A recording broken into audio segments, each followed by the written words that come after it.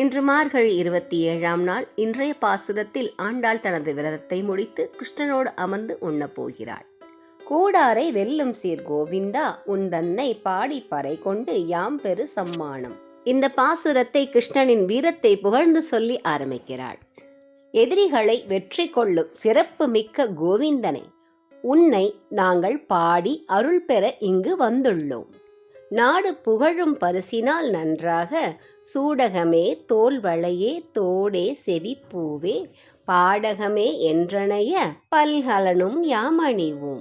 எங்களுக்கு அருட்செல்வத்தோடு பொருட்செல்வத்தையும் நீயே தர வேண்டும் கிருஷ்ணா. எங்களுக்கு கையில் அணியும் சூடகம், தோளில் அணியும் பாகுவலயம், காதில் அணியும் தோடு, காலில் அணியும் பாடகம் ஆகிய அணிகலன்களை எங்களுக்கு தருவாயாக. ஆடை உடுப்போம், அதன் பின்னே பார்சோறு மூட நெய் பெய்து முழங்கை வழிவார கூடியிருந்து குளிர்ந்தேலோ எம்பாவாய். அதோடு புத்தாடையும் கொடு.